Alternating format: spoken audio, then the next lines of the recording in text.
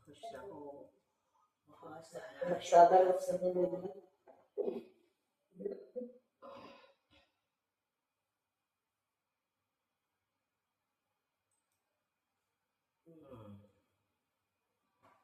आवाज आ रही है?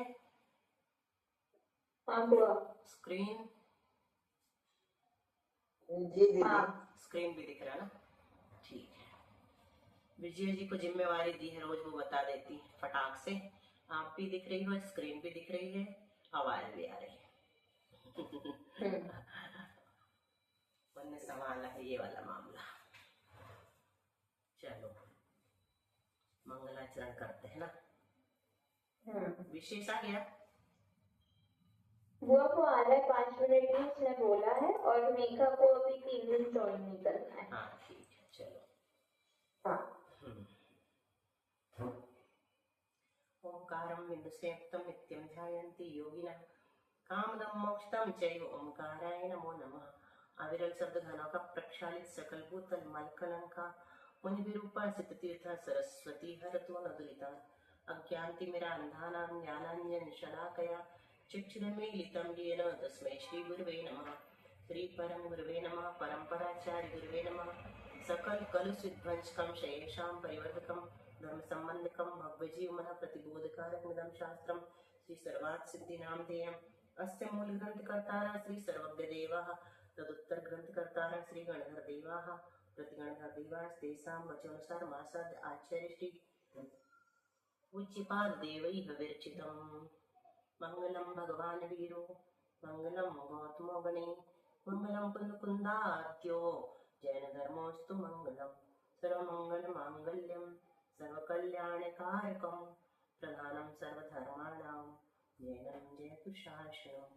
कोटिशतं द्वादशैव कोट्यो लक्षान्यशीतिस्त्रधिकानि चैव पञ्चाशदष्टौ च सहस्रसङ्ख्या मेतच्छ्रुतं पञ्चपदं नमामि अर्हन्तभासियर्थम्। गणहरदेवीः गन्तिनं सम्मं प्रणमामि भक्तियुक्तो सुदनानमो वहिं शिरसा इच्छामि वन्ति सुभक्ति कासगो कोतसलोच्य अंगों पैन्य पाउडर परियम सुक्त परमाणि पुब्बगय चूलिय चैव सुक्तथै तुइदम कहायम सयानच्चिकालम अंचे पूजने वंदामि नमस्सामि दुःखक कमक ओहिला सुगैगम नम समाहि मरण निर्गुण संपत्ति हो मच्छम। नमो अर्हन्ताणं नमो सिद्धाणं नमो आयर्याणं नमो उगच्छायाणं नमो लोये सव्यसाहूणं। श्रुतिर्दिपारिभ्यः सुपरमतिर्भावना पटुमतिभ्यः सुचरितपुनिदिभ्यो नमो गुरुभ्यो गुरुभ्यः। 36 वासनज्ञे पंचविहाचारकरण संदैसे शिष्टानुग्रह कुशले ब्रह्मायर्य सदा वन्दे गुरुभक्ति संयमेन यतरन्ति संसार सायरं घोरं छिन्नन्ति अटकं यमन मरणं न पावयन्ति ये नित्यं व्रतमन्त्रहोमनिरता ध्यानाग्निहोत्राकुला षट्कर्माभिरतास्तपोधनधना साधुक्रिया साधवा शीलप्रावरणा गुणप्रहरणाश् चन्द्रार्कतेजोदिता मोक्षद्वार कपाट पाटन भटा प्रीणन्तु मां साधवः। गुरुवापान्तु नो नित्यं ज्ञानदर्शनदायिका चारित्रार्णा गंभीरा मोक्षमार्ग उपदेशका इच्छामि वन्ते आर्यभक्ति कावसगो कौतसालोच्यो सम्मनान समदस सविचारितरणं पंचविहाचरणम् आयर्याणम् आयारादि सुज्ञानोपदेशानम् उवच्छायाणं तिर्यणुवन्पालनं प्रयाणं सब्बसाणं निश्चिकालम् अंचे में पूजे में वंदामि नमसामि दुःखक कमक गोहिला हो सुगैगम नम समाहिमणं निर्गुण संपत्ति हो मच्छम। मोक्षमार्गस्य नेतारं हेतारं कर्मभूभृतां यातारं विश्वतत्त्वानां वन्दे तद्गुणलब्धये। आचार्य पूज्यपाद स्वामी जी महाराज की जय। संत शिरोमणि आचार्य विद्यासागर जी महाराज की जय। आचार्य गुरु श्री समय सागर जी महाराज की जय। आचार्य गुरु श्री प्रज्ञा सागर जी महाराज की जय। 3 करोड़ मुनि महाराज की जय। द्वादशांग जनवाणी माता की जय। संपूर्ण आलिया माता जी की जय। पूज्य गुरुमती गणमती आदि सभी बड़ी माता जी की जय। आर्यका चिंतन मती माता जी की जय।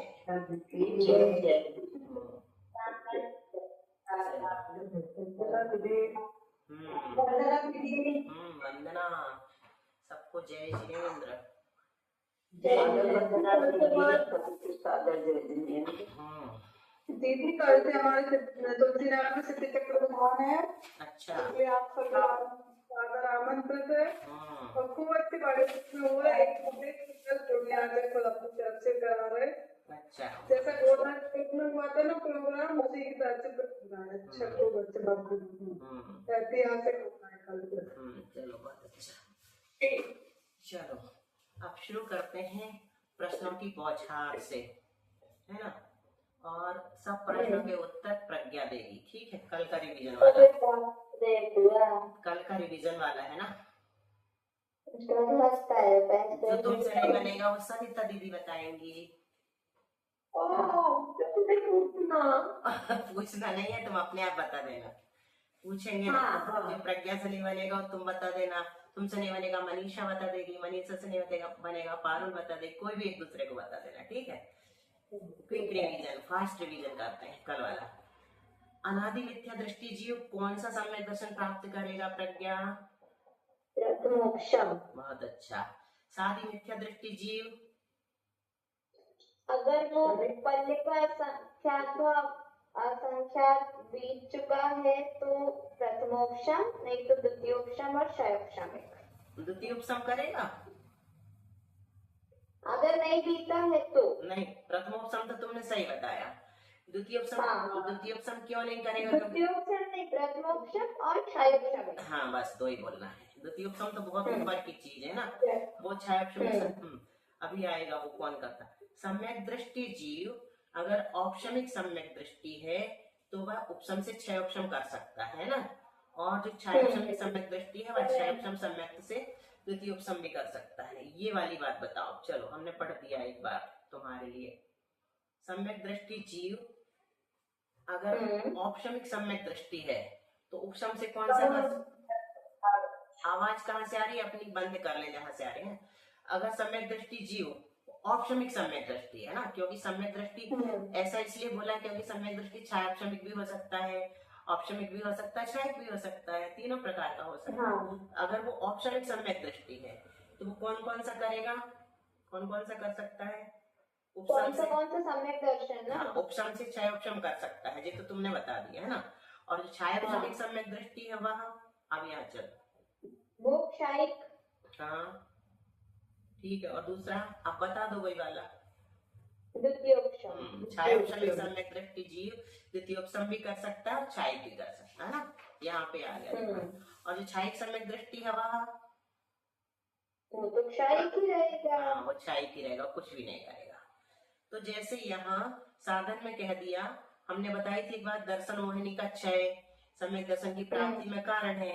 तो इससे अपन को क्या नहीं समझना है कि दर्शन मोह का क्षय करके मिथ्या दृष्टि छायिक सम्यक दर्शन प्राप्त कर लेगा, ये नहीं समझना है ना। क्योंकि मिथ्या दृष्टि छायिक सम्यक दर्शन प्राप्त कर सकता है कि नहीं? नहीं कर सकता। बिल्कुल ठीक। कौन करेगा छायिक सम्यक दर्शन? तुमने बता दिया क्षयोपशमिक सम्यक दर्शन जिसको है वो ही दर्शन मोहिनी का क्षय करके क्षयिक सम्यक दर्शन की प्राप्ति करेगा। बहुत अच्छा, यहाँ तक का तुम्हारा सबका विषय क्लियर हो गया। अब कोई द्वितीयोपशम सम्यक दृष्टि है तो वह द्वितीयोपशम से कौन सा सम्यक दर्शन प्राप्त करेगा? द्वितीयोपशम में ऐसी स्थिति समझा, हाँ बोल दो पहले। क्षयोपशमिक। बिल्कुल सही। तो ऐसी स्थिति समझना, द्वितीयोपशम से क्षयोपशम वो कब करेगा? क्योंकि द्वितीयोपशम के साथ इसका मरण हो जाता है श्रेणी में, है ना। तो द्वितीयोपशम के साथ वो जन्म लेगा वैमानिक देवों में, तो निवृत्ति पर्याप्त अवस्था बाद उसका नियम से निवृत्ति पर्याप्त अवस्था में उसका द्वितीयोपशम नियम से छूट जाएगा, क्योंकि उसका काल अंतर्मुक्त रहता है ना। तो काल पूरा होगा तो वो तो समाप्त हो जाएगा, तो मिथ्यात्व में नहीं जाएगा। क्यों? क्योंकि श्रेणी से आया है ना और स्वर्ग में गया है, इतनी विशुद्धि है तो मिथ्यात्व में क्यों जाएगा? ये कारण रहता है ना, इसलिए वो छायोपशमिक बनता है। और औपशमिक तो बन ही नहीं सकता, क्योंकि औपशमिक बनने का सवाल ही नहीं उठता, वो तो मिथ्या दृष्टि जीव बनता है। ये तो द्वितीयोपशम से आ रहा है ना, मिथ्या दृष्टि है नहीं तो औपशमिक। एक बार फिर से रिपीट करना ये वाली चीज। सुनो वो ये वाली चीज मैं रिपीट कर। हाँ बिल्कुल, वेरी गुड, मोस्ट वेलकम। हम यही चाह रहे थे, करो। जिस चीज को द्वितीयोपशम सम्यक दर्शन है उसका द्वितीयोपशम के साथ मरण हो जाता है तो वो वैमानिक देव में जाएगा वहां पे जब उसकी निवृत्त पर्याप्तक अवस्था होगी उस समय उसका द्वितीयोक्षम छूट जाएगा। अब द्वितीयोक्षम से औपक्षमिक तो जा नहीं सकता क्योंकि वो मिथ्या दृष्टि जाता है, तो उसको द्वितीयोक्षम निवृत्त पर्याप्तक में उसका छूट जाएगा और वो क्षयक्षमिक सम्यक दृष्टि हो जाएगा उस समय के लिए। वेरी गुड, सबको समझ में आ गया बहुत अच्छे से। तो द्वितीयोपसम सम्यक दर्शन वाला यहाँ पर उपशम श्रेणी वाला है ना मनीषा? उपशम श्रेणी में उसका मरण हुआ है। उपशम श्रेणी में वो द्वितीयोपसम करके चढ़ा था विसंयोजना वाला द्वितीयोपसम वाला। तो ये इस प्रकार से बहुत अच्छे से उसने रिपीट किया, बहुत सुंदर, वेरी गुड प्रज्ञा, ठीक है। और प्रथमोपसम से क्षयोपसम बनता है ना, ये तो तुमने कल बता दिया। क्षयोपसम से द्वितीयोपसम अथवा क्षयिक बनेगा, ये भी बता दिया। और द्वितीयोपसम से क्षयोपसमिक बनेगा, ये भी बता दिया। और क्षयिक से क्षयिक रहेगा, इतना तक बता दिया। अब प्रथमोपसम वाला प्रथमोपसम से क्षयिक नहीं कर सकता, है ना? द्वितीयोपसम वाला भी द्वितीयोपसम से क्षयिक नहीं कर सकता, ठीक है। मतलब प्रथमोपसम से भी क्षयिक नहीं हुआ, द्वितीयोपसम से भी नहीं हुआ, तो क्या बचा? एक ही बचा, है ना? क्षयोपसम वाला ही क्षय करेगा। तो इसका कारण बताया था हमने कल। ऐसा इसलिए है कि क्षयोपसमिक सम्यक जीव उन 7 प्रकृतियों का क्षय करने में सक्षम है। 7 प्रकृतियों की क्षय से ही क्षयिक सम्यक दर्शन होता है, ये नियम है ना? अनंतानुबंधी 4 की विसंयोजना हो जाती है। विसंयोजना का मतलब क्षय हो गया, सत्ता में नहीं है। 3 चीजें होती, बंध, उदय, सत्व। तो सत्ता में नहीं, विसंयोजना में क्या करता है? देखो आज बता ही देते, तुमको अभी तक नहीं बताया था क्योंकि हम सोच रहे थे आगे जाके बताएंगे। तो विसंयोजना से हमें सिर्फ इतना ही समझना है कि अनंतानुबंधी कषाय को अप्रत्यख्यान, प्रत्यख्यान और संयोजन रूप कन्वर्ट कर देता है। इसका नाम विसंयोजना। कितना सरल है, समझ में आ गया? बोलो, रिपीट करो। अनंतानुबंधी कषाय को अप्रत्यख्यान, प्रत्यख्यान और संयोजन रूप परिवर्तित कर देता है। 1 मिनट, और कौन बोल रहा था? बबीता बोल रही थी क्या? जी सब भी बोल रहे हैं। हाँ बोलो बोलो, तुम भी रिपीट करो। हाँ बोलो, अनंतानुबंधी को क्या करता है? अनंतानुबंधी को अप्रत्यख्यान और हाँ अप्रत्यख्यान और प्रत्यख्यान रूप कन्वर्ट कर देता है ना। तो उस रूप हो गया, मतलब उस रूप हो गया मतलब प्रज्ञा अब अनंतानुबंधी बची नहीं अनंतानुबंधी रूप से, है ना? तो सत्ता में ही नहीं है, वो समाप्त हो गई है क्योंकि उस रूप हो गई है। अब उस जीव के पास क्या है? अप्रत्यख्यान है, प्रत्यख्यान है, संज्वलन है, नौकसाय है, सब है, लेकिन अनंतानुबंधी सत्ता में नहीं। इसको कहते हैं विसंयोजना। तो ये विसंयोजना जो है ना, बाद में क्या होता है, फिर से संयोजना हो जाती है, उसको संयोजना शब्द दिए। मतलब वो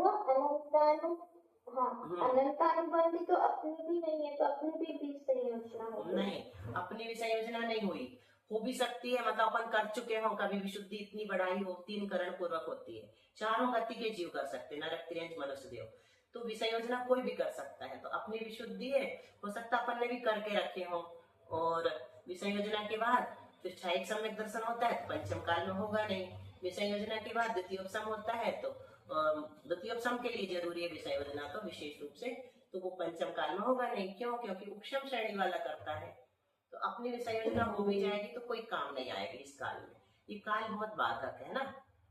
तो लेकिन विशुद्धि अपन इतनी बढ़ा सकते हैं विसंयोजना के लायक कि अपन मंद कषाई है, तो अपना मान के चलो कि अप्रत्यख्याना वर्ण आदि का ही उदय अनंतानुबंधी का नहीं है ना।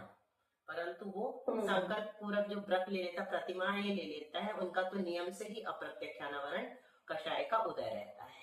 5वें गुण स्थान वाले का पहले गुण स्थान में अनंतानुबंधी का उदय, 4थे गुण स्थान में अप्रत्यख्यानावरण का उदय, 5वें गुण स्थान में प्रत्यख्यानावरण का उदय और 6ठे गुण स्थान में संयोजन का उदय।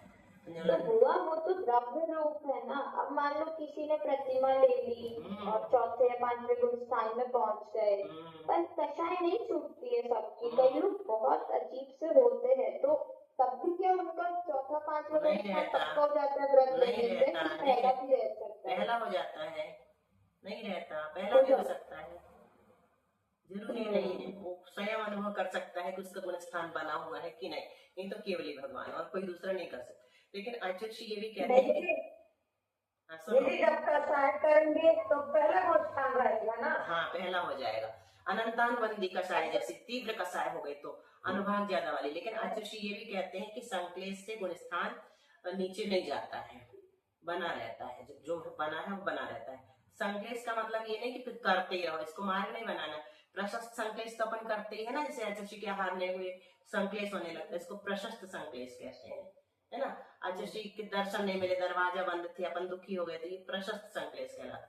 ये अच्छा होता है, इससे पाप कर्म का बंध नहीं होता, अशुभ कर्म का बंध नहीं होता, है ना। तो चलो विषय योजना बता दी। अब बाद में एक दिन तुमको संयोजना और संक्रमण बताएंगे, फिर संक्रमण और विषय योजना में अंतर बताएंगे, ठीक है। अभी आचर्षी ये कहते थे कि संक्लेश से गुण स्थान नीचे नहीं जाता है। मतलब ऐसे संक्लेश तो चौथे गुण स्थान व्यक्ति को भी होता है, पांचवे की भी होता है, छठवे को भी हो सकता है। तो गुण स्थान नीचे जाए जरूरी नहीं है कि पहला हो जाए, हो भी सकता और नहीं भी हो सकता, दोनों जरूरी नहीं कह रहे थे। तो हमने ये बताया अभी क्षय उपशम वाला ही क्षय करेगा, ऐसा क्यों है ना। इसका कारण कल बताया था कि क्षयोपशमिक सम्यक दृष्टि जो जीव है वो 7 प्रकृतियों का क्षय करने में सक्षम है। प्रथमोपशम वाला भी नहीं है और दूसरा भी नहीं है ना। तो ये क्यों सक्षम, प्रथमोपशम वाला उपशम वाला सक्षम क्यों नहीं है, पूछो। प्रथमोपशम वाला बहुत अच्छा प्रश्न है। प्रीति भाभी सुनो, क्योंकि वो मिथ्या दृष्टि है इसलिए। नहीं, मिथ्या दृष्टि है ये तो कारण है ही, लेकिन देखो उपशम का मतलब क्या होता है, उसने नीचे दबाया है। किसको दबाया है, दर्शन मोहिनी की प्रकृतियों को। क्योंकि उपशम वाले ने दर्शन मोहिनी की 3 प्रकृतियों को सत्ता में दबा के रखा है। तो जिस कर्म को सत्ता में रोक रखा है ना, उस कर्म को वो उदय में नहीं ला सकता अंतर्मुहूर्त तक। तो इसका प्रथमोपशम का काल कितना है, अंतर्मुहूर्त है। तो अब अंतर्मुहूर्त के लिए जब उसने दबाया है तो उदय में कैसे लाएगा, और जब उदय में नहीं लाएगा तो क्षयोपशम सम्यक दर्शन बनेगा ही नहीं, है ना। क्षयोपशम सम्यक दर्शन तब बनता है जब कर्म का उदय है। तो उदय में लाएगा तब तो नष्ट करेगा। क्षय का मतलब क्या होता है, सत्ता से जड़ से मिटाना, नष्ट करना। तो नष्ट करने के लिए उदय में ला के खिलाना पड़ता ना कर्म को, उदय में ही नहीं ला सकता ना प्रथमोपशम सम्यक दृष्टि, ऐसा है। वो बिना उदय में लाए भी तो कर्म कट जाते हैं, वो दूसरे रूप को करके जाते हैं, वो दूसरे रूप को करके जाते हैं। लेकिन प्रथमोपशम वाला भी वो काम नहीं कर सकता, है ना, क्योंकि उसने भी शुद्धि बढ़ाई है। वो अभी सम्यक दर्शन ही प्राप्त करेगा, अंतर्मुहूर्त तक उसी में रहेगा ना। तो वो सत्ता में दबी हुई प्रकृतियों को उस समय उदय में नहीं ला सकता ना, उदय में लाके खिला नहीं सकता, क्योंकि उसने तब इसी कारण से औपशमिक का काल चल रहा है, तभी तक तो प्रथमोपशम कहलाएगा। बाकी तो फिर अपने आप क्षयोपशमिक हो जाएगा या मिथ्या दृष्टि हो जाएगा, है ना। नियम से प्रथमोपशम सम्यक दृष्टि 2 जगह जाता है, तीसरे में भी चला जाएगा। तो चौथे गुण स्थान में जाएगा या पहले में जाएगा या तीसरे में जाएगा। बताया था ना एक दिन 3 प्रकृतियां हैं सत्ता में, कौन कौन सी, मिथ्यात्व बोलो, ठीक है। तो मिथ्यात्व प्रकृति का उदय आएगा तो कौन से गुण स्थान में चला जाएगा, पहले। और सम्यक मिथ्यात्व का उदय आएगा तो कौन से में चला जाएगा, तीसरे में। और सम्यक तो प्रकृति का उदय आएगा तो चौथे। ऐसी स्थिति है ना। इस कारण से यही वाला सम्यक मिथ्यात्व, तीसरा गुण स्थान वाला सम्यक मिथ्यात्व कहते हैं उसको, सम्यक मिथ्या दृष्टि कहेंगे उसको, मिली जुली अवस्था। सम्यक दर्शन नहीं कहेंगे, सम्यक दृष्टि कोई में नहीं बन रहा, सिर्फ एक में बन रहा है, क्षयोपशम सम्यक दृष्टि, है ना। सम्यक प्रकृति उदय में बस सम्यक दृष्टि कहलाएगा, बाकी वो मिथ्या दृष्टि है ना। इसलिए उपशम वाला क्षयिक सम्यक तो नहीं कर सकता। समझ में आ गया ना, ये कल नहीं बताया था। क्षयिक सम्यक की प्राप्ति मिथ्या दृष्टि भी नहीं कर सकता, है ना। मतलब जैसे प्रथमोपशम सम्यक दर्शन से गिरकर कोई जीव प्रथम स्थान में आ गया, है ना। प्रथमोपशम से गिरा कोई जीव कहाँ आया, मान लो प्रथम स्थान में आया, तो अब वह जीव क्या करेगा, पहले वाला क्षयोपशम सम्यक तो प्राप्त कर सकता है वो, है ना। क्योंकि उस मिथ्या दृष्टि जीव का वो कौन सा काल बताया था कल, अब भी तुमने बोला था, हाँ, पहले की संख्या आज तक कौन सा काल चल रहा है, वेदक प्रायोग काल, अभी तुमने बोला था। अर्थात अब यह जीव क्षयोपशम सम्यक तो प्राप्त करने के योग्य है। तो वेदक प्रायोग काल पहले गुण स्थान वर्ती जीवों की अपेक्षा कहा जाता है ना, उसी का चलेगा, तभी तो वो क्षयोपशम प्राप्त करेगा, है ना। मिथ्या दृष्टि है तो वो पहले गुण स्थान की अपेक्षा से, इसलिए मिथ्या दृष्टि जीव क्षयिक सम्यक तो प्राप्त करेगा। नहीं, ये कहीं नहीं लिखा रहता, ये समझने की बात होती है। तो वेदक प्रायोग काल वाला क्षयोपशम सम्यक दर्शन प्राप्त करके ही क्षयिक प्राप्त कर सकता। अभी इतना समझा आप लोगों ने। अब एक और नई बात बताते हैं, ध्यान से सुनना सब लोग, इधर उधर वो नहीं ले जाना, अपना क्या कहते हैं इसको, अटेंशन यही देना। प्रथमोपसम सम्यक प्राप्त करने के लिए संघनन विशेष की आवश्यकता नहीं होती। संघनन कितने होते हैं, कौन बताएगा? सविता दीदी बता रही क्या? सविता दीदी बता रही पहले।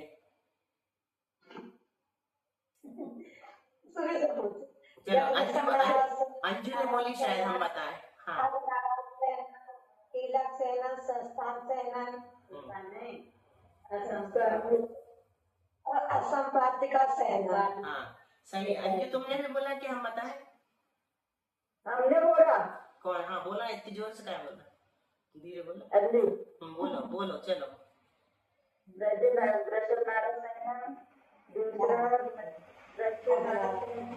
तीसरा नारद संगनन, चौथा अर्धनारद संगनन, पांचवा कीलक संगनन और छठवा है असम प्राप्त पाठिका संगनन। चलो मनीषा बोलो तुम जोर से जरा, अच्छे से 6 संगनन के नाम। वज्र नारायण, वज्र नारायण, नारायण, अर्धनारायण, कीलक सेनन और असंप्राप्त पाठिका सेनन। अब किसको याद होगा जिनको नहीं थे?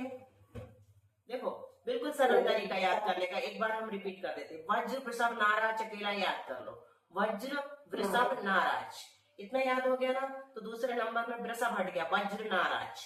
तीसरे में वज्र भी हट गया, नाराज बचा। चौथे में अर्ध जुड़ गया, अर्ध नाराज। पांचवा कीलक और छठवा असम प्राप्त श्री पाटिका। आप कोई रिपीट करें? श्रेयस भैया। हाँ श्रेयस बोल रहा है क्या? हाँ मेरी मम्मी के साथ। अच्छा हाँ चलो तो बोलो, तुम आज बहुत दिन बाद आए हो, तुम्हारी आवाज अच्छी लगती है। वज्र नाराज सेनन, नाराज सेनन, अर्धनाराज सेनन, कीलक सेनन और असम प्राप्त का सुपाटिका सेनन। बहुत अच्छा, असम प्राप्त। श्रुति भाभी आप भी बोलो। बोलो दीदी मैं भी बोल। हाँ बोलो। वज्र वृषभ नाराज सेनन, वज्र नाराज सेनन, अर्धनाराज सेनन, नाराज सेनन, कीलक सेनन, असंप्राप्ति का पाटिका सेनन। असंप्राप्ता सब लोग सुधार लो, असंप्राप्ता श्री पाटिका। चलो और कौन बोल रहा है? विशेष कहाँ गया? विशेष बोलेगा। हाँ हुआ। बोलो। ब्रज ऋषभ नाराज सेनन, ब्रज नाराज सेनन, नाराज सेनन, अर्धनाराज सेनन, कीलक सेनन, असंप्राप्ति श्री पाटिका सेनन। असंप्राप्ता तुमने बहुत अच्छा बोल दिया, लेकिन वज्र को तुम कुछ वज्र बोल रहे हो, है ना? वज्र बोलो इसको, वज्र वज्र बोलना। हाँ वज्र सही है, ठीक है। अब अप्रज्ञा की बात। और कोई बोल रहा है क्या बाकी लोगों में? रानू, शालू जी वो एक बार और। चलो प्रज्ञा बोल दो। हाँ प्रज्ञा, वेयर आर यू? हम यही। वज्र वृषभ नाराज सेनन, वज्र नाराज सेनन, नाराज सेनन, अर्धनाराज सेनन, कीलक सेनन, असम प्राप्त श्री पाटिका सेनन। देखो कितना शुद्ध। अकलंक देव बहुत शुद्ध बोलते हैं ना, अपनी क्लास की अकलंक देव है ये एक पार्टी। लेकिन आज हमने सबसे लास्ट में पूछा है ना। चलो अब सब लोग कल और नोट में याद कर लेना। अब हम विशेष बात ये बता रहे हैं कि प्रथमोपसम सम्यक जो अपन ने पढ़ा है उसको प्राप्त करने के लिए संगनन विशेष की आवश्यकता नहीं होती है ना। किसी भी संगनन, देव और नारियों का कौन सा संगनन होता है, कोई बताएगा? वज्र वृषभ नाराज सेनन। नहीं। और कोई बताएगा? नहीं, गलत है बुआ। हाँ सविता दीदी बताएंगी। आभा दीदी से पूछ के बताओ। आभा दीदी कमरे में नहीं है। यही से तो आज तुम जल्दी जल्दी जवाब नहीं दे रहे।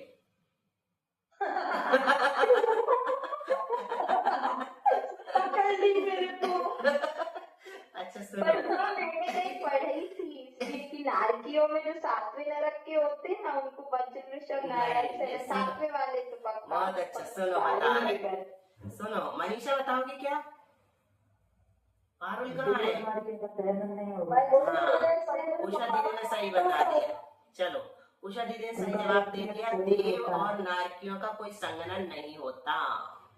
चलो, इसके अलावा और किसका संगनन नहीं होता? उषा दीदी से दूसरा प्रश्न। उषा बोलो, इसके अलावा और किसका नहीं होता?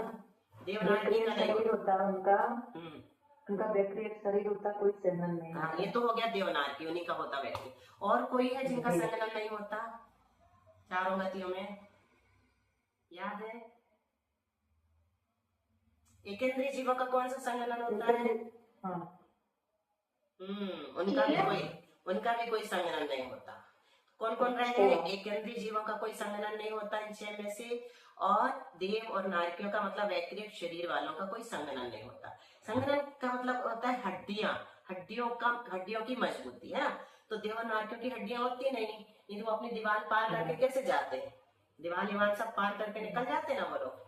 कितना सूक्ष्म शरीर होता है। हड्डी होता है जिसका मतलब। संगनन का मतलब होता है हड्डियों की मजबूती। तो वज्र वृषभ नाराज संगनन जो होता है, उनके वज्र जैसी हड्डियां होती है। वज्र नाराज वालों की भी वज्र, और नाराज वाले 6 बाद में तुमको अच्छे से समझाएंगे।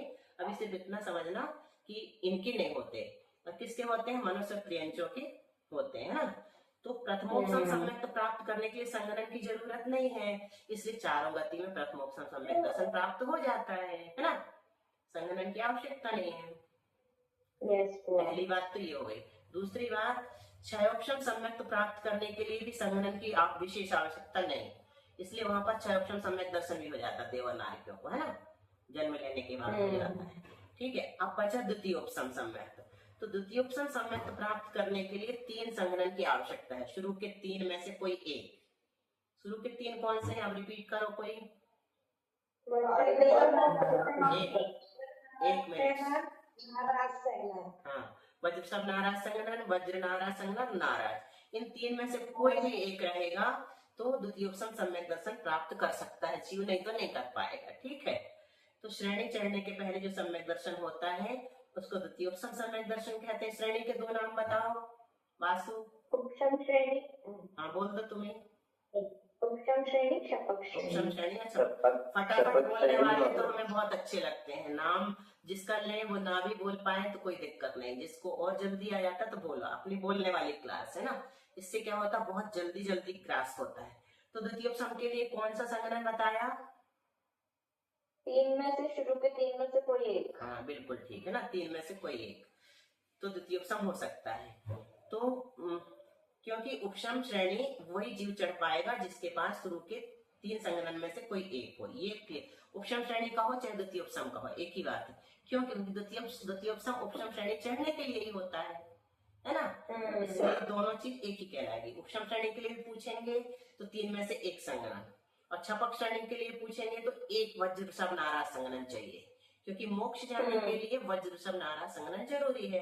तो छपक श्रेणी चढ़ना है अगर तो वज्र वृषभ नाराज संगनन जरूरी है। ठीक है, तो क्षायिक सम्यक दर्शन प्राप्त करने के लिए भी कौन सा सम्यक दर्शन जरूरी है? उषा दीदी आप बताओ। पहला संगनन वज्र वृषभ नाराज है ना, वज्र वृषभ नाराज ही चाहिए। क्यों? क्योंकि क्षायिक सम्यक दर्शन वाला भी उसी भाव से मोक्ष जा सकता ना। अंतर्मुख में अपन ने पढ़ा है, एक कम से कम एक भाव और अधिक से अधिक, बोलो प्रज्ञा। अधिक से अधिक 4। तो एक भाव लगेंगे तो मनुष्य भाव में ही चला जाएगा ना, और 3 भाव लगेंगे तो कल तुमने बता दिया था, रिपीट कर दो फिर से। मनुष्य, देव, मनुष्य। और 4 लगेंगे तो मनुष्य, भूमि, देव और मनुष्य। ठीक है, तो क्या बताया? क्षायिक सम्यक दर्शन प्राप्त करने के लिए पहला संगनन चाहिए। उपशम सम्यक और क्षयोपशम सम्यक तो ये अर्धपुद्गत परावर्तन काल में कितनी बार हो सकते हैं? प्रश्न चल रहे हैं अभी। जैसे किसी को सम्यक दर्शन प्राप्त हो गया एक बार, है ना, प्रथमोपसम सम्यक दर्शन, और प्रथमोपसम जिसको होता है नियम से अंतर्मुहूर्तवाद, उसको क्षयोपशम प्राप्त हो जाता है। तो ये जो सम्यक दर्शन है, ये अर्धपुद्गल परावर्तन काल में जीव कितनी बार प्राप्त कर सकता है? अर्धपुद्गल परावर्तन काल बाद तो वो मोक्ष चला जाएगा, पक्का है। जिसको आज इसी समय प्रथमोपसम सम्यक दर्शन प्राप्त हुआ तो उसको मोक्ष जाने में अधिक से अधिक कितना काल लगेगा? अर्धपुद्गल परावर्तन, है ना। तो उतने समय में कितनी बार सम्यक दर्शन प्राप्त कर सकता है? छोड़ छोड़ के छूट जाता है ना बार बार। असंख्यात। हाँ बिल्कुल सही, असंख्यात बार, ये याद रखना अपने को, असंख्यात बार तक प्राप्त कर सकता है। जैसे अपन एक ही दिन में ना 100 बार सम्यक दर्शन प्राप्त कर सकते हैं। अपने परिणामों को देखो, कई बार कितनी विशुद्धि बढ़ती है, ऐसा महसूस होता है मंद कषाय हो गई है ना, और कई बार ऐसा लगता है कि कषाय मंद नहीं हुई है। अपन अपने परिणामों को पढ़ सकते हैं, ये स्वाध्याय सुन के खुद ही पढ़ना आ जाएगा। कुछ दिन बाद फेस रीडिंग नहीं, परिणाम रीडिंग करना सीख जाएंगे अपन, है ना। वो क्लास होती है ना, दिन भर के पाप पुण्य दोनों याद आ जाते हैं। बिल्कुल सही, बिल्कुल सही, ऐसा ही होना चाहिए। ये फल है, ज्ञान का फल क्या है पता है? हानोपादानोपेक्षाश्च फलम। हे उपादेय का ज्ञान होना, और उपेक्षा मतलब जिसके साथ अपन कुछ नहीं कर सकते, जो अपने काम की चीज है इसको छोड़ो, वो उपेक्षा कहलाती। माध्यस्थ भाव, ये 3 ज्ञान का फल है। अज्ञान निवृत्ति पहला, अज्ञान निवृत्ति हानोपादानोपेक्षाश्च फलम। सबसे पहले तो अज्ञान की निवृत्ति होती है, फिर छोड़ने योग्य वस्तु छोड़ देते हैं, ग्रहण करने योग्य वस्तु ग्रहण कर लेते हैं, और जो दोनों टाइप की नहीं होती उनके प्रति माध्यस्थ भाव रख लेते हैं। पर वो क्लास के बाद फिर पाप में लग जाते हैं ना, ऐसा नहीं, वो कहना तो चाह कर्मोदय रही हूँ। वसात होते हैं, उस समय अपने को अवेयर रहना चाहिए। अवेयरनेस से क्या होता है? मंद अनुभाग, देखो कर्म बंद अलग चीज है, और अनुभाग कम अनुभाग के साथ बांधना ज्यादा अच्छा है। पुण्य कर्मों को तो अधिक अनुभाग के साथ बांधना, अनुभाग यानी शक्ति, फल देने की शक्ति। जो पुण्य कर्म है, ऐसी कोशिश अपने करना चाहिए कि भक्ति करने जाए तो अच्छे से भक्ति करो भगवान की। जो पुण्य अर्जन हो रहा ना, वो तीव्र अनुभाग के साथ होगा। और पाप कर्म जब करना पड़ा, खाना पीना पंचेंद्रिय के विषय हो, तो उस समय अपने को थोड़ा सा अनासक्त करो, मतलब ज्यादा उसमें लिप्त मत हो, तो उस समय अनुभाग कम हो जाएगा पाप कर्मों का।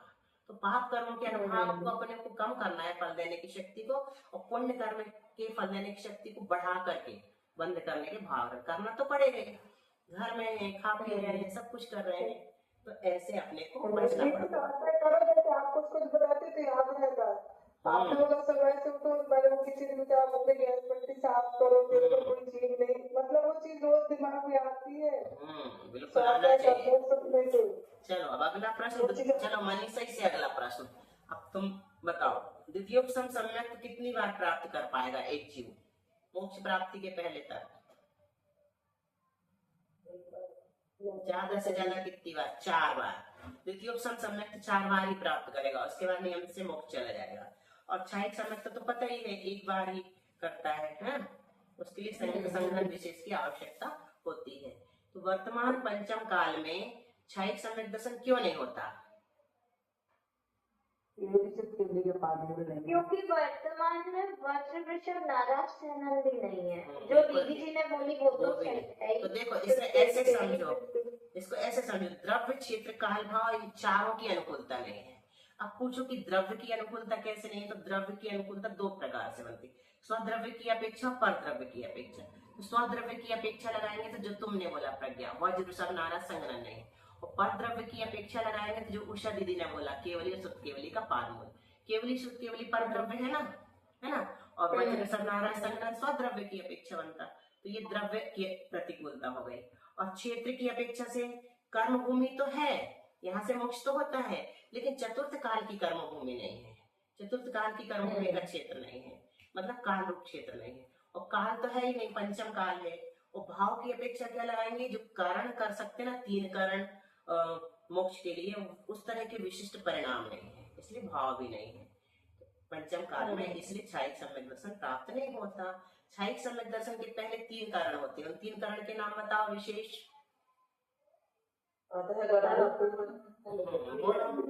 बोलो श्रेयस।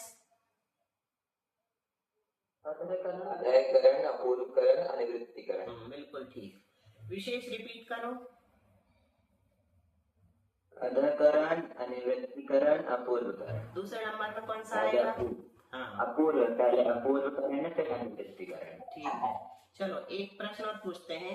कोई पूछ सकता है अपनी क्लास में कि श्रेणिक राजा को पहले प्रथमोपसम हुआ, फिर क्षयोपसम करके क्षयिक किया, ऐसा पूछ सकते हैं ना अपन। राजा श्रेणिक को क्षयिक सम्यक दर्शन प्राप्त हुआ, तो अपन ने अभी पढ़ा कि क्षयोपसम के साथ क्षयिक होता है, क्षयोपसम होगा तो कोई ऐसा भी पूछ सकता कि क्या उसके पहले उनको प्रथमोपसम हुआ था, यानी कि वो अनादि मिथ्या दृष्टि थे, या पहले कभी पल्ले का संख्यात्मक भाग बीत चुका था, ऐसा कुछ पूछ सकते ना। तो इस प्रश्न का उत्तर क्या बनेगा? तो अपन ये नहीं कह सकते कि प्रथमोपसम पहले किया होगा उस समय, जिस श्रेणिक थे जिस समय, क्षयोपसम करके क्षायिक किया होगा, ऐसा हो सकता है ना। उन्होंने क्षयोपसम सम्यक दर्शन प्राप्त किया और उसके बाद क्षायिक किया, प्रथमोपसम किया हो जरूरी नहीं। क्यों जरूरी नहीं? क्योंकि उनने पूर्व भाव में असंख्यात वर्ष बीत जाते ना पल्ले के असंख्यात विभाग में, तो असंख्यात वर्ष में हो सकता पूर्व भाव में उन्होंने एक बार प्रथमोपसम प्राप्त कर लिया होगा और उनका वेदक प्रायोगिक काल चल रहा होगा, तो उन्होंने क्षयोपसम सम्यक दर्शन प्राप्त करके उस समय श्रेणी की पर्याय में सीधा ही क्षायिक कर लिया होगा, है ना। चलो छोटी दीदी कुछ बता रही है। मीना दीदी कहाँ हो छोटी? दीदी टाइम लगेगा, टाइम कम है। नहीं, अभी 3:30 4 मिनट है। बता दो, क्या बता रही हो? ये बता रहे थे, कुछ भी बता दो चलेगा। छोटी एक मिनट, नम्रमती माता जी बोल रही थी, मीना दीदी से बोल देना रोटी की कहानी सुनाया करेंगे। और आज और अच्छी बात बता रही हो। हाँ चलो सुना। एक कहानी सुना रहे हैं, बहुत अच्छी हो। एक बार क्या हुआ, एक छोटी सी चिड़िया थी जो जंगल के किसी एक कोने में आराम से रह रही थी। उसे एक दिन ऐसा लगा कि मैं कोने में बैठ करके कर क्या रही हूँ, कुछ समझ नहीं आ रहा, थोड़ी बाहर जाके देखे। तो उसने जैसे ही बाहर जाके देखी तो उन्होंने कहा कि चलो अपन पूछते हैं कि हम कैसे आगे बढ़ सकते हैं, क्या कर सकते हैं, तो किसके पास जाएं। तो चिड़ियों की जो सबसे ज्यादा बुजुर्ग चिड़िया थी ना, उसके पास पहुंची। उससे बोली कि मुझे आगे बढ़ना है, मैं देख रही हूँ खुले आकाश में इतने पक्षी उड़ रहे हैं, मैं अपने कोने में घुसी हूँ, बैठी हूँ, कोई समझ नहीं है मैं कर क्या रही हूँ, मुझे तो आगे बढ़ना है। तो उस बुजुर्ग चिड़िया ने बोली कि देखो तुम आगे तो बढ़ सकती हो, लेकिन आगे बढ़ने में बहुत सारी परेशानियां तुम्हें आएंगी। कभी तुम्हें आंधी तूफान का सामना करना पड़ेगा, कभी तुम्हें बारिश में भीगना पड़ेगा, कभी तुम्हें शिकारी का शिकार बनना पड़ेगा। तो वो घबरा गई, उन्हें कहा ऐसी बात तो सही कह रही है बुजुर्ग चिड़िया, लेकिन अगर मैं इसका कहना मानूं तो ये झुंड में जितने सारे लोग बैठे ये भी इसका समर्थन कर रहे हो, और मैं इसका कहना मानूं तो मैं जैसी थी वैसी रहूंगी। अब क्या किया जाए? उसने कह लो मैं ना इस झुंड का कहना मान रही हूँ, पक्षियों के झुंड का, और ना बुजुर्ग चिड़िया का कहना मानती। मैं तो खुले आकाश में उड़ूंगी, जहाँ तक उड़ सकूंगी वहां तक जाऊंगी, और कितनी भी बारिश हो, कितनी भी आंधी तूफान आए, कितने भी शिकारी मेरे पीछे आए, मैं सबका सामना करते करते आगे बढ़ती चली जाऊंगी। और उसने छलांग लगा दी, पूरी ऊपर हुई, आकाश में गई। उसे सब परेशानियों का सामना करना पड़े, खूब सारा उपसर्ग आए, शिकारी उसके पीछे लगे, लेकिन उड़ती गई उड़ती गई उड़ती गई और बहुत आगे चली गई। जब आगे चली गई तो उसे लगा देखो यदि मैं उस बुजुर्ग चिड़िया का कहना मानती तो आज मैं उड़ नहीं पाती, और यदि मैं झुंड में बैठे इतने सारे लोग जो पक्षी थे, चिड़िया थी, उनका कहना मानती तो मैं जहाँ के तहाँ रहती। आज मैं उनका कहना नहीं माने तो इतने ऊपर नहीं। ऐसे ही परिवार में जो बुजुर्ग लोग होते हैं और परिवार के जो सदस्य होते हैं वो कहते तुम क्या कर पाओगे, तुमसे कुछ नहीं आता, कभी तुम ऊपर नहीं उठ पाओगे, तुम तो जहाँ हो अच्छे हो यहीं रहो।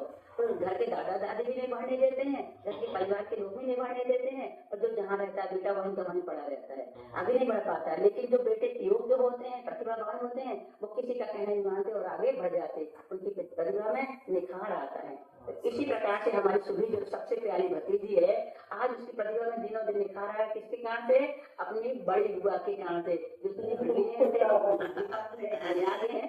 सुभी को, असु को, तेजस को आगे बढ़ाने में हर समय अपना ज्यादा से ज्यादा समय देके दोनों बुआ ने और मम्मी पापा विशेष मतलब 500 नहीं, मम्मी पापा विशेष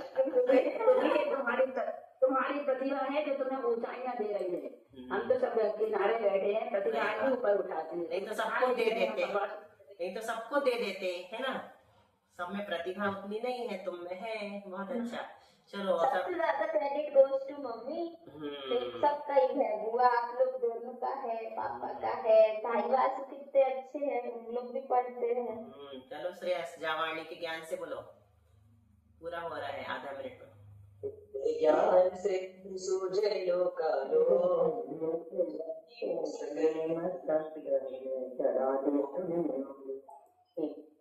तेरे वाणी भारती तो है जो दे रे, जो तेरी शरण दे।